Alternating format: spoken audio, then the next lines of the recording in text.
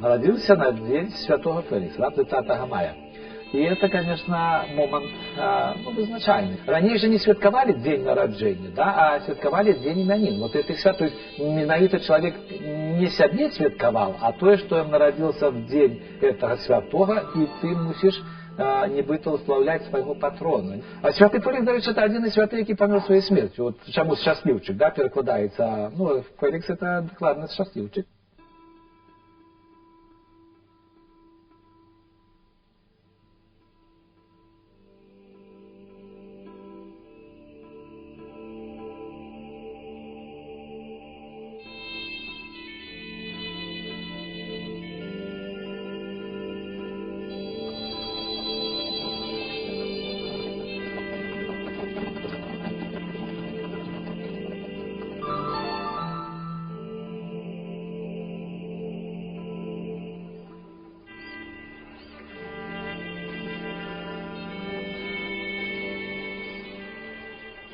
Ну, а это вот соль земли. Вот это вся шляхта Раковского региона. Центральный постать тут Друцкий Любецкий князь, начальник польского штаба войск армии польской, и он, ему належит Старый Раков. Тут побач стоит колего пан Рава, Равом належит Старый Раков. Побач коли Ракова находится Старый Раков, мачимо там некоторые правды был Раков, а это сидит его дочка. Побач сидят два браты, які належат Киевец. Яны были расстреляны немцами за то, что содействовали польской партизанской армии краевой. То есть это те, кто почували себя недрэнно на этих, они жили тут и володали ситуацией тут, да? То есть они же не приезжали сюда на просто на уикенд в Раков. Мы жили тут.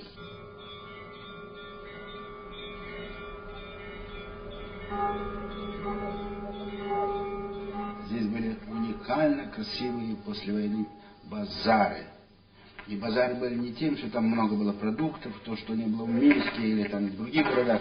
Здесь сами продавцы выглядели в высшей степени оригинально. Это белые хусточки красивые, сами в всем чистеньком. И много было фестов, праздников. И праздники проходили, конечно, это очень и очень красиво. Со всевозможными песнями, то, что вот сейчас как-то и не слышно, вроде бы таких национальных песен. А тогда это все было. Но самой была некая такая непохисная рыночная цивилизация. Здравствуйте, тут мы втыкали костел церква, и они давали такую стабильность, как будто мы тут все в ажуре, понимаешь, особливо сдалек.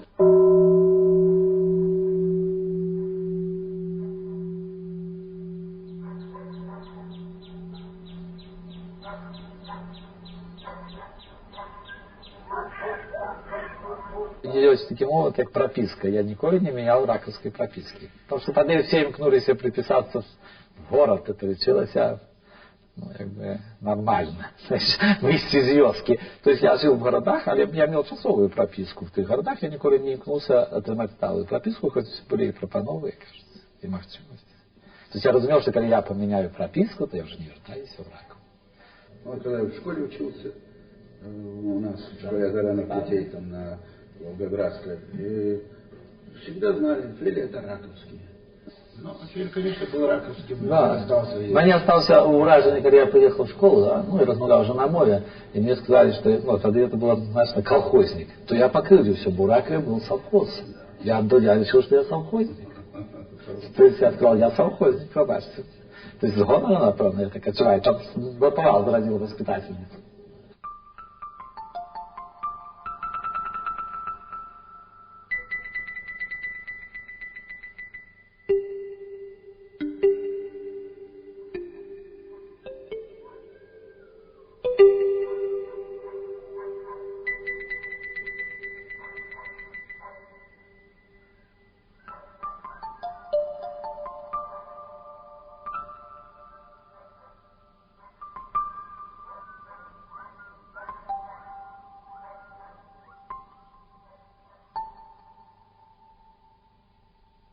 Я сколько знаю его, и сколько знаю его товарищей, друзей, и вот сейчас он уже академик, и президент наш, но сколько я его помню с детства, он всегда мечтал о том, чтобы был вот это место, где можно показать себя как художник, как личность.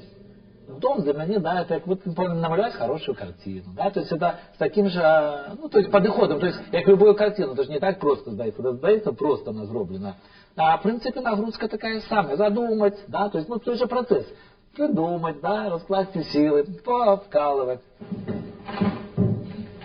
Вы посмотрите, сколько здесь собрано керамики, интересной, какой, уникальной, с этих мест изделия сами, они мастерами прошлого сделаны на таком уровне, что это музейные вещи. И вот он все это собрал, и собрал вот этот дух региона.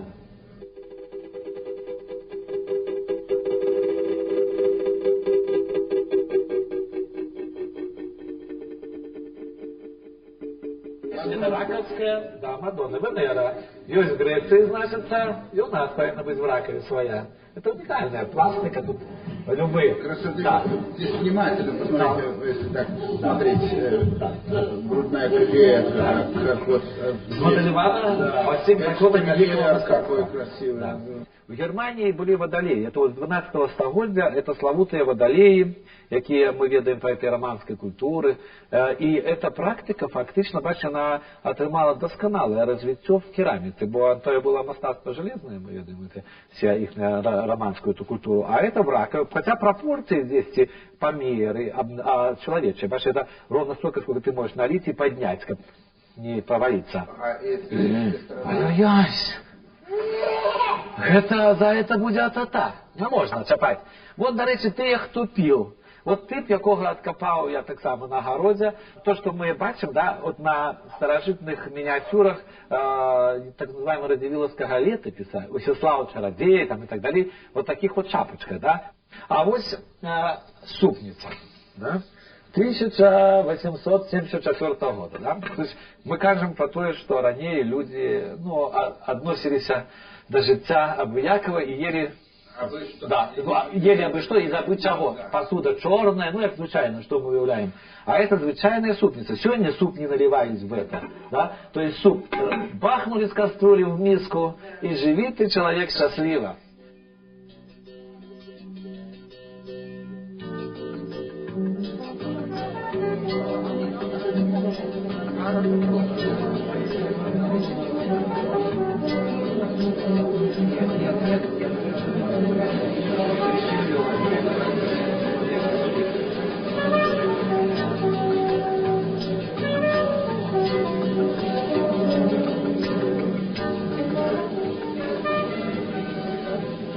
Классичная группа французская академия тоже мастацтва.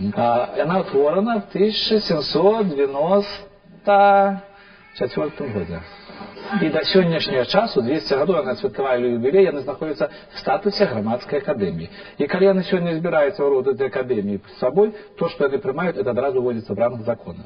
То есть, это фактично, вельми авторитетный, незалежный орган культуры национальной.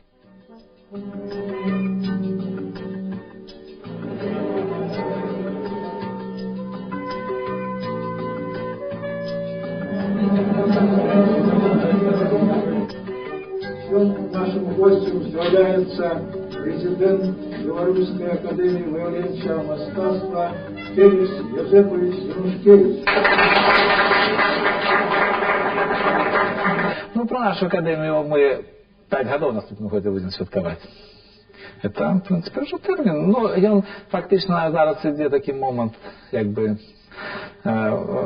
прирастання людей до этой проблемы. Бо, конечно, мы первые, кто организовали Серащук, Небожчик, Царич, Товстик, Янушкевич, Аншевский и Славук.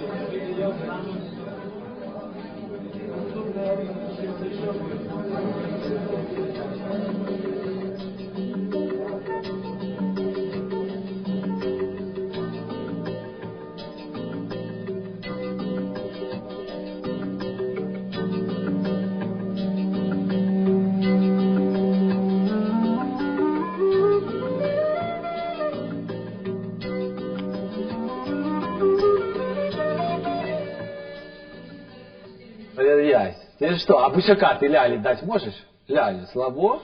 О мой Боже, слабо дать Ляле бусяка. Можно было пернамент без перапытку працаваць, да? То есть это можна. Але бачу, життя теж показує, що, в принципі, мастак повинен спинитися, подумати, це і життя його притормажує, тому нічим іншим займається, крім як малюєш. Щиро кажучи, праця з'являється підмурком цього всього. Тому що, бачиш, по праці нас судять, і в коханні, да, і в сім'ї судять по праці. Да, то есть ты выкликаешь довер, чи не выкликаешь тады, да, бо можно наговорить, ну и в принципе шмат прихожего не подтвердить справами, як дойти до сути.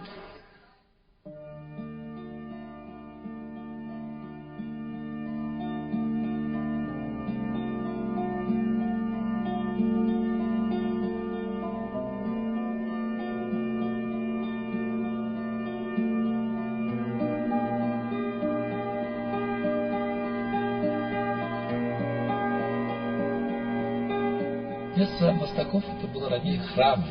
И фактично вот эта традиция, которая была в этой краине перерванная, ну, столько годов мастаки не працевали в храмах, то я скажу смело, что я и те, кто працевал, это были первые мастаки, которые вышли на храмовую живопису в Беларуси. Это было цікаво, правда. Потому что мы думали разваливать тут все, но але пришлось поупираться, как открыть второе. То есть своих коллег мастаков мы мусили поднять назад на щит. Я приехал в 91 году, упершыню в Могилев. Был, конечно, ураженный, что это все запробовано неким аллеем, а это 1000 квадратных метров, то, что мы бачим перед собой. И это треба было счистить, то треба сказать, что это не то, что кропотливая работа, это вельми деликатная, и, в принципе, она имела, ну, как бы, мой титанический характер.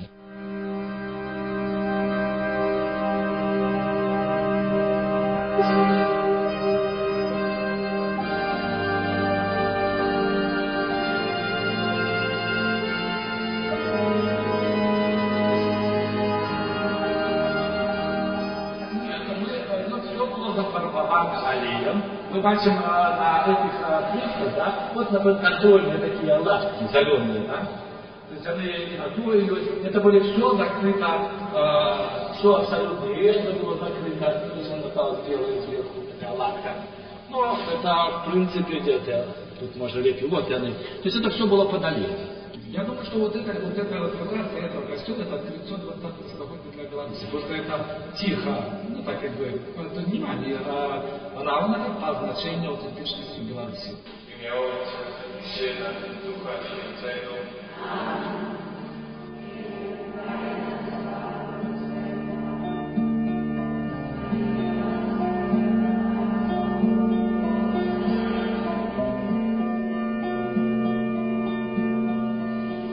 Когда я реставровал эту катедру, якая будована по угодно Найсвятейшей Панны Марии в Небоузяці, что менавіта в этот день, когда святкуется, ну, это, можно сказать, центральное свято этого костела, померла моя мать в этот день. И я так само звали Марию, мою маму. Ну, и 10 уже праз год я принял канчатковое решение об женитьбе.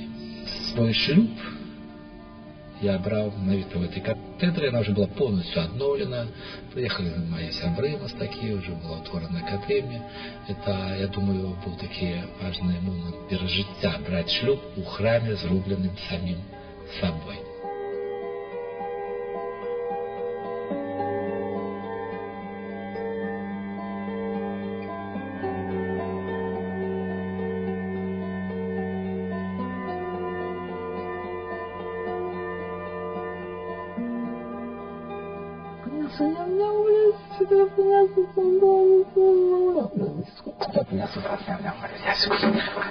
Нясу, Валерьян,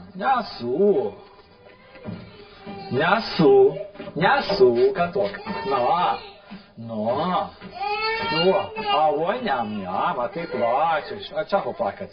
А еще и золотко мое, коханая, давай спать. Люли,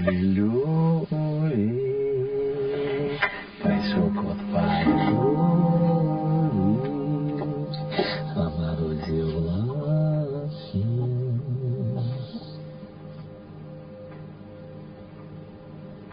это, в принципе, один из чего варто жить. Интересно. Потому что, в принципе, бачите, с семьи мы вышли, да, та старейшая семья отмирает, ну, натуральный физиологичный процесс, Мы повинны жить в семье все равно. Наши батьки доходят, але семья это их институт остается. То есть мы мусим, бо коли человек не живет в семье, это все, это напевно выродок. Он же народился от них, совмещальный повинен быть с людьми, а коли не совмещальный, значит, это питание, что это такое?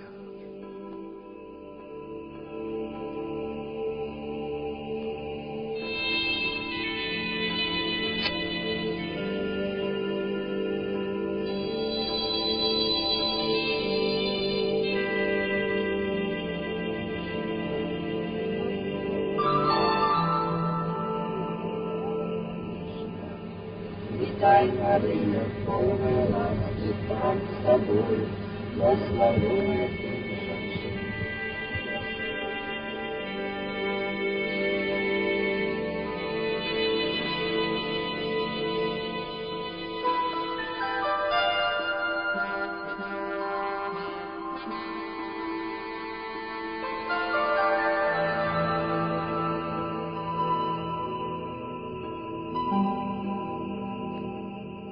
Ну, например, 60-е годы, да, когда вот наши наставники в школе, в школе я же уже ходил, да, то есть, там, в 3-4 они стояли коля каплицы, да, на могилках, туди ж ходили.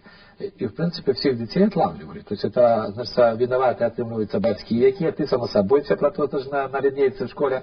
И ты можешь, вот, задача прорваться про отопление. Потому что такие партизанщина классичная, и вот идешь, то есть батьки идут особно, ты где-то там идешь праз могилки, ты разумеешь, то есть как ворваться, бо они звичайно перекрывали шлях над вулицем, не стояли уже на самим этим, поміж брамой и костелом, да, с капличкой, а на дороге, то есть они тримали, и коля ворот стояли. То есть главное это было юркнуть сзаду, сбоку каплицы, ворваться в двери, и все, ты летишь на нейтральной территории. Ну, если что-то эти спортовые выховывала отца.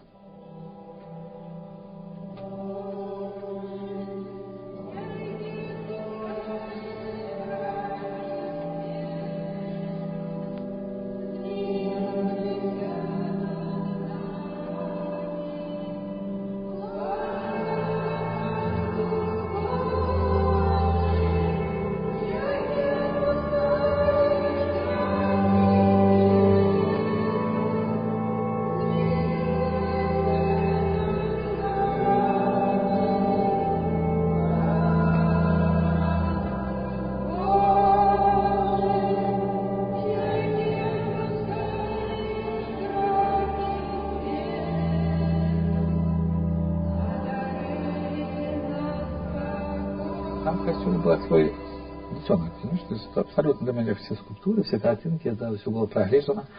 Это самое важное, конечно. И вот выходим с костела. Мать, батька и я. То есть осенью. Ну, я думаю, что это в детстве годов 5 было, может так, 5-6. И вот, знаешь, некая абсолютная сила, да, подтягивая, поглядеть назад. Я гляжу, я не верю своим очам, бо я же там был, на это окно, звичайная розетка в костеле, это хоры. И там, значит, змещаются так, как называется, просто змещаются, тихо, такие вот трапециевые головки с крылышками, какие трапециевые. Ну, что я кажу, там же мама анелки. Все життя, да, ну, все-таки комсомол, піонери, да, це ж ти працював на 100% в ті часи. У мене не було сумнівів, що не існує, бо вот это стоїть на от і зараз.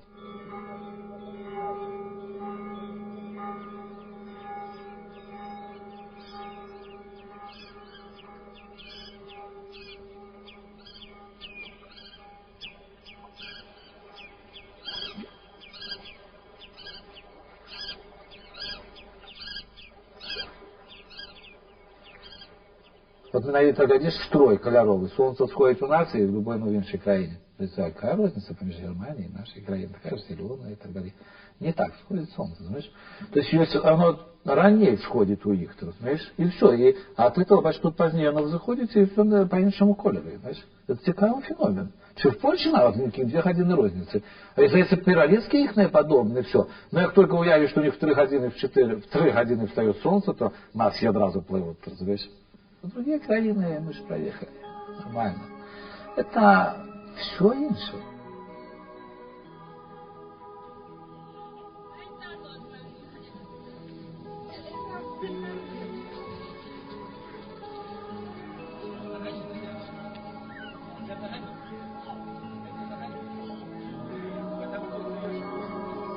поет. А сейчас покажи тату. Катается, зять он любит кататься.